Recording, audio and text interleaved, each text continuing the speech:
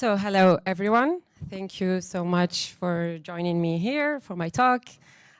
So today I'm going to talk about two very important topics when you actually work in the blockchain system and also in cryptography, which are BLS signatures and zero-knowledge proofs. So the topic is how to use zero-knowledge proofs with BLS signatures, or at least threshold BLS signatures. So I'm going to give a small introduction about myself and then an introduction to the topic for those who don't necessarily know it, and then we're going to go through the topic. So there will be some maths, but don't get scared. I'm going to try to explain as much as I can. So, okay, so a small introduction about myself. I actually started working in the blockchain ecosystem since 2017. Here we are in 2023, and I'm still stuck here, and I don't want to leave. I studied actually mathematics and cryptography and cybersecurity, and then eventually I just started working in the blockchain ecosystem, trying to bring what I've learned and what I've been doing in school to blockchain. So I worked mostly different companies. I worked at Consensus, worked at Cardano, and I'm also a teacher, guest teacher at university, and I worked also on different startups. Currently, I'm working at Into. So at Into, we try to bring security for your private key. So we're creating a protocol that would allow people to collectively own a private key and not basically each person will have their own private key. So basically that's a way of providing more security to the private key and not having a single point of failure where your private key is stored somewhere and can be stolen. Of course, there are different solutions like hardware wallet, software wallet, but this is what we do, which is more like MPC solution. So let's get started. Okay, so I'm going to introduce what are threshold BLS signatures, if you're not familiar with, then what are zero-knowledge proofs.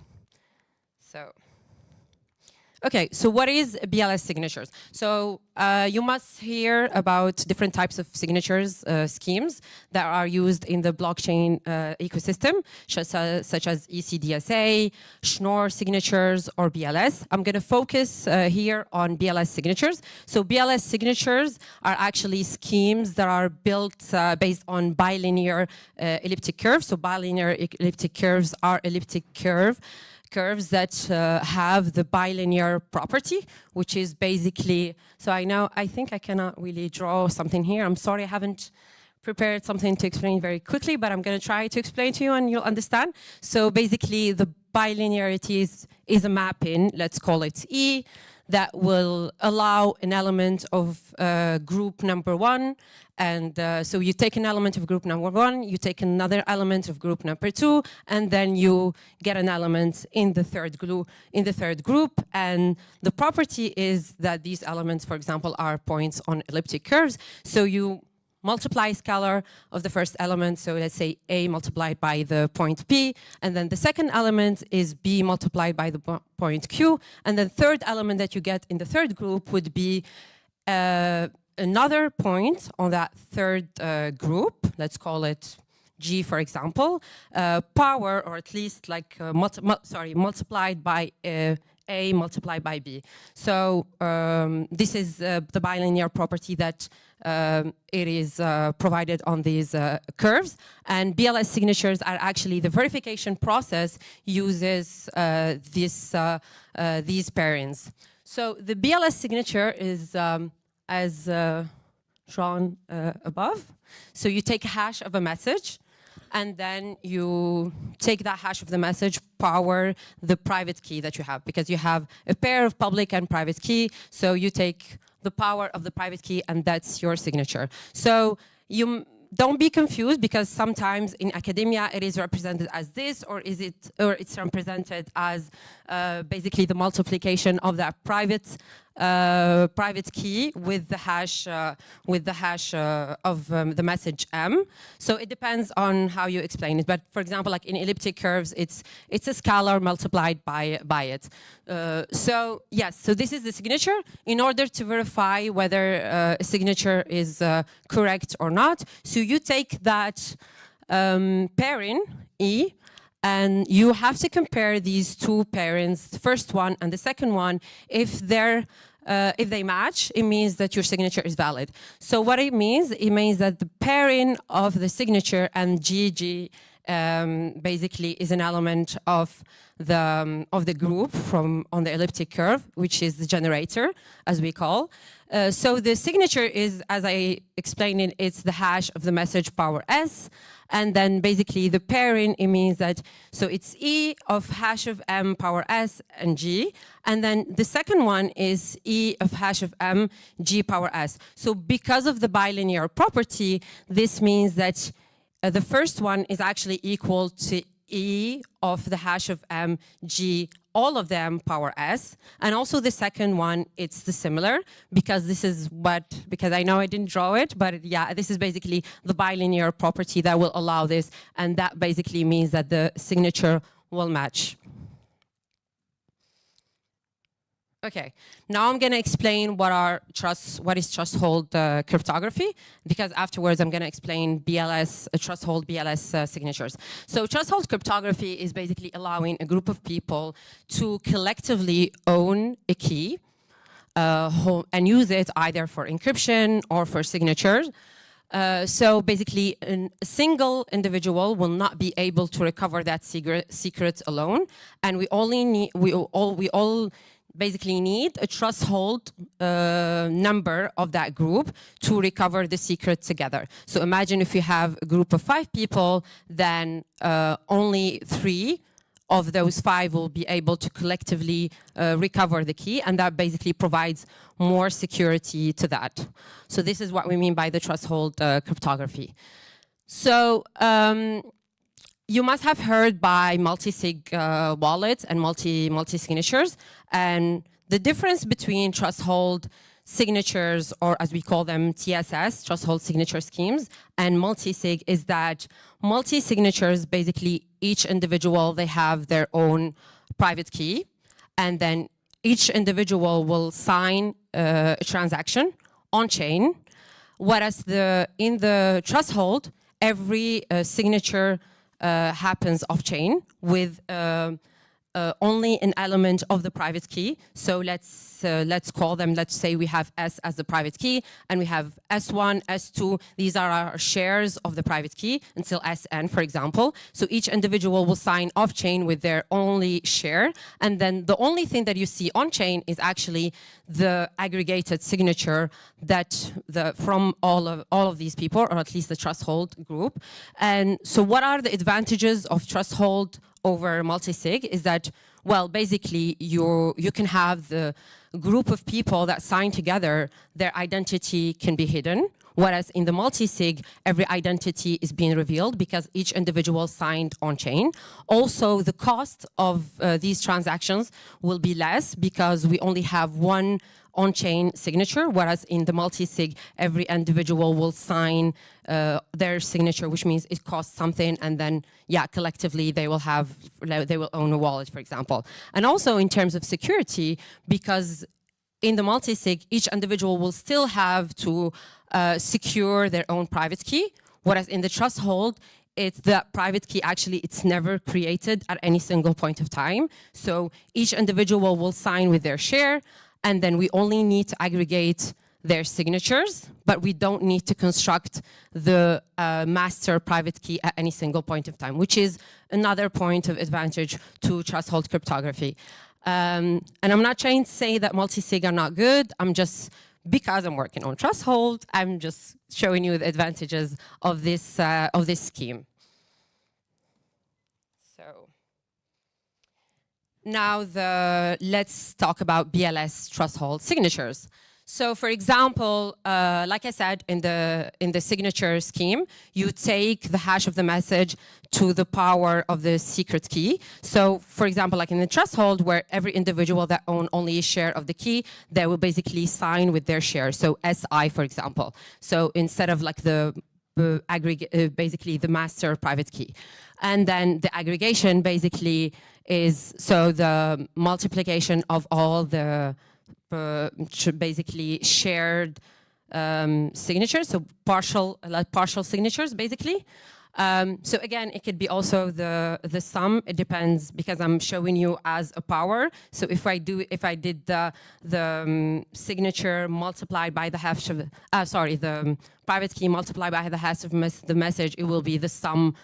Signature will be the sum of partial signatures.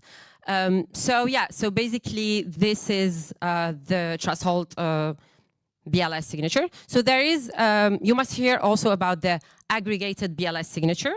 So there is a difference between aggregated BLS signature and trust hold BLS signature. So the aggregated BLS signature, it means that every individual will sign with their own key, and then we aggregate all of these signatures into one. So this something is useful, and especially in terms of like when you work on, for example, like on scalability. So instead of like taking every signature and using it, you actually aggregate all of them into one and then use that aggregated signature. Whereas in the trust hold BLS signature, you actually, every signature is signed using only a share of the key and not like individual key of that participant. So when I was explaining before what trust hold means, so this is like just an explanation. For example, like if we have a group of 6 people and then the trust hold like will only need, for example, like 4 out of 6 to sign together something and then create like an aggregated signature. So this is just like to represent it. And then why actually that's useful? Because, well, sometimes if you have a group of people and you need every individual to come together and sign something at a certain point of time when you need it, or like when a certain time frame, and then sometimes these people are not online, sometimes they're, for example, they're not connected, sometimes they're malicious and they don't want to, for example, like sign or give you like malicious signatures. So in that case, you have to create a system where even if you don't have all of these partial signatures, correct partial signatures, you're still gonna be able to aggregate the final signature and achieve it. So. Okay, now let's talk about Lagrange aggregation. So when I was explaining actually the trust hold BLS signature, so how do we create every share of the secrets? So there is a process which I'm not going to talk about called the DKG, Distributed Key Generation Scheme. So in order to generate every share of the secret, of the master secret, which again, we're not actually creating it at any single point of time, but basically in order to create all of these shares that together will represent like the same pair of public and private key, we have to use Lagrange interpolation, which basically Shamir secret sharing. So Shamir secret sharing, it means that you have to create a polynomial. So that's basically a polynomial of degree t-1. T is the trust hold value that we talked about. So we create that polynomial, and actually the secret itself is A of 0. And then every element, so every share of the secret is one element of that polynomial. So in order to create all of that, in the DKG process, you have to use Lagrange polynomial, which again, I'm not gonna explain, but it's basically you have to use that formula in order to create every share of the secret. And then when you do that, you go back to the process where I explained that every shareholder will sign using only their share, and then we aggregate these signatures together to get the final aggregated BLS signatures. Again, when I'm talking about basically trust hold schemes, it doesn't only apply to BLS, it only applies to different schemes such as ECDSA, but the difference is that on BLS, it happens naturally, and it's aggregatable like easily than ECDSA. So something that I forgot to mention, that some of the advantages of BLS over other schemes such as ECDSA is that, especially in the size, for example, like BLS has 48 bytes, whereas ECDSA basically has a double, 64 bytes, and also it's aggregatable more easily, which means that always the aggregation will create an element in that curve, in that group, whereas like in ECDSA it's more difficult. And also the BLS signatures, they're deterministic, which is not the case for ECDSA. ECDSA, it uses random number generator in the signature process. The problem with that is that when you use random number generators, you have to make sure that you actually use a real random number generator. Otherwise, you might retrieve some, an attacker at least, might retrieve some information about the private key.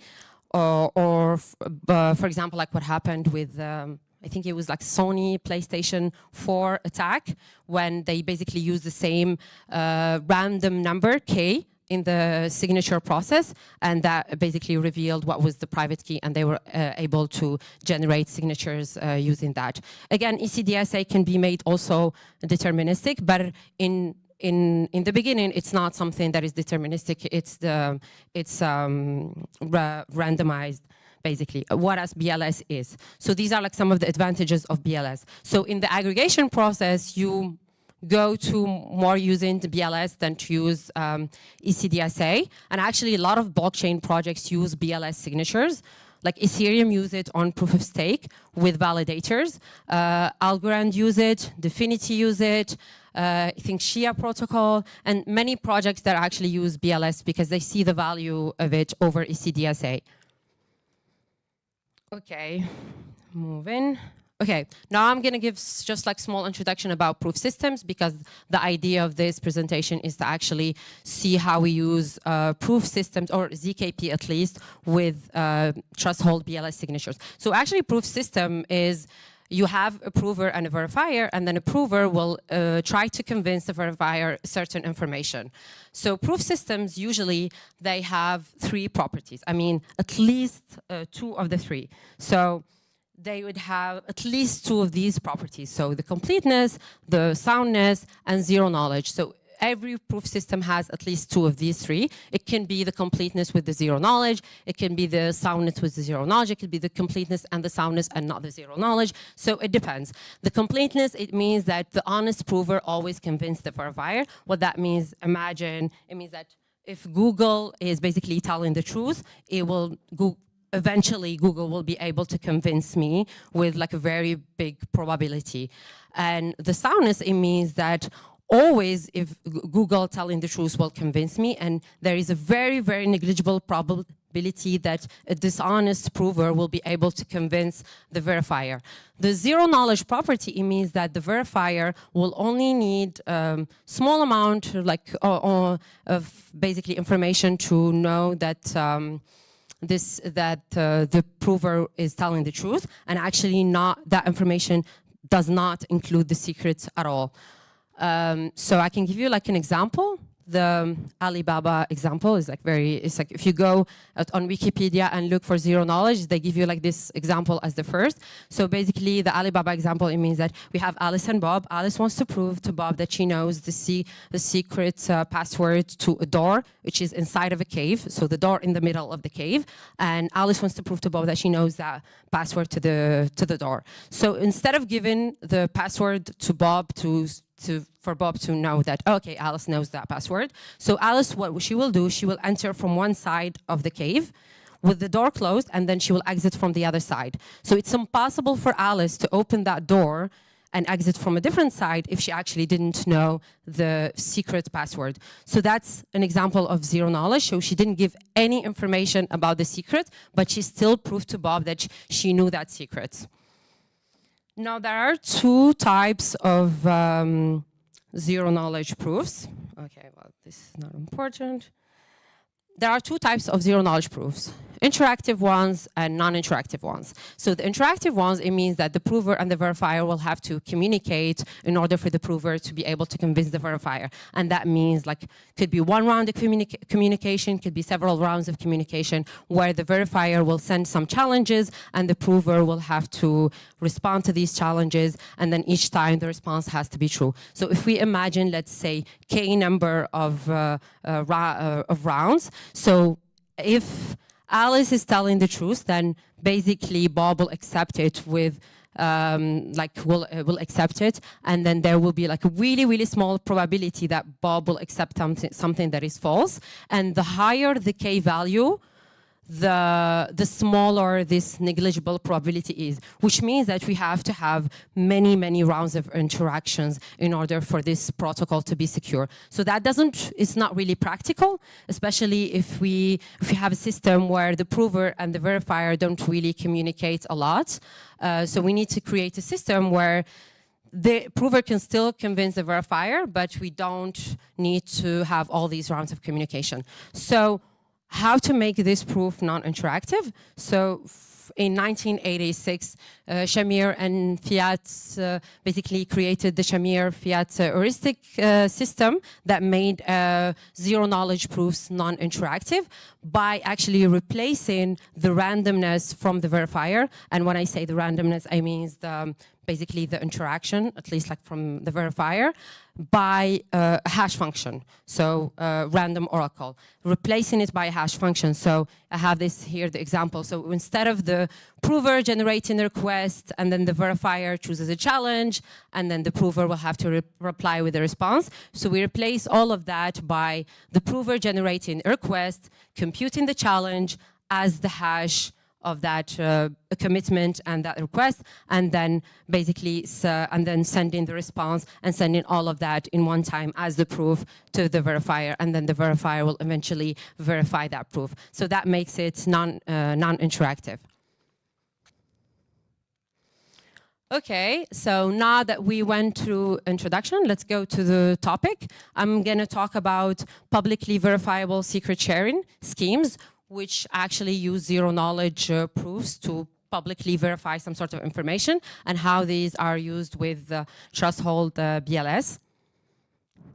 So in a verifiable secret sharing scheme, we have a dealer. So when I say a dealer here, it's actually in the DKG process, in the distributed key generation process. Every participant is we call them a dealer, but like every participant like sends secret shares to other participants that they have, like they will receive. So basically this dealer will create secret shares, send them among a set of N parties, and then T+1 honest N parties will be able to recover their secrets. And then the idea behind this verifiable secret sharing schemes is that they have to broadcast a polynomial commitment, and then that polynomial commitment will help the receiver of the share to verify whether they actually have received a correct share or not. So there is, we have actually verifiable secret sharing and then publicly verifiable secret sharing. And the difference between the two is that in the first one, the receiver will be able to verify their share, but will not be able to verify whether the other participants received a correct share or not. Whereas in the publicly one, every participant will know that other participants have received a correct share. Now, why that is important? In some cases, like in this DKG process, some participant will say, hey, I actually didn't receive the correct share, and that dealer sent me a malicious one. Now, whether the other participant will believe or not, they can't check the validity of what this receiver is saying, unless the receiver will have to send them their share, so they will verify. And that's not a choice. Like the receiver should not send their share. So they should be able to verify to know whether that dealer that's sending shares is malicious or not, to be included in this key generation process and also in the signature aggregation process. So that's why it's really important to have this as a publicly verifiable information. And when I'm talking about this, this is where it comes to the usage of zero-knowledge proofs, because they allow to non-interactive zero-knowledge proofs, because they allow this information to be publicly verifiable. Okay, so This is to explain the DKG process that I talked about earlier. So let's imagine 3 participants, P1, P2, P3, will engage in a distributed key generation. Each participant will have their own share, S1, S2, S3, and then these shares, the sum of these shares, basically will represent the secret key itself, which again, we don't compute it at all. And then this key will have a public key associated to it. So the process of the PVSS, publicly verifiable secret sharing, it goes such way. So the dealer will have to compute a polynomial. When I have to go very fast. Okay, sorry. So the dealer will compute a polynomial. This will allow the for a participant to verify whether this information was valid or not. Then we'll encrypt every participant's share with their public key. So this is something I haven't mentioned. So each participant will have their pair of basically encryption and decryption keys, because they will have a channel of communication, and only that receiver of that information will have to basically decrypt and see their share, and not the other participant. So they will send it to them using their public key, and then them using their own private key, they will be able to decrypt it. And then they will send the deal-in, which is the ciphertext, to every participant, plus the commitment over a secure broadcast channel, and then basically each participant will have to decrypt and retrieve their share. So now the ZKP comes into this. So we have 2 proofs. So here I'm actually explaining something that the DFINITY research team worked on, but there are a lot of PVSS protocols that exist, whether with BLS or with ECDSA or different protocols. But yeah, this is the things that I'm explaining here are like done by the DFINITY research team. So there is a proof of correct secret sharing, which means that it shows that each share is encrypted correctly. So basically every participant will be able to retrieve a correct secret share. And the second proof is the proof of correct chunking, which proves that it was decrypted honestly. So I'm only going to explain one, and apparently very quickly, because we don't have time. So I'm going to focus on the correct chunking. So actually each share will be divided into multiple chunks. Why is that the case? Because basically when the encryption is being sent to the receiver, it will have to be divided into multiple pieces, because then it is the power. We have to solve the discrete logarithm problem to retrieve these shares.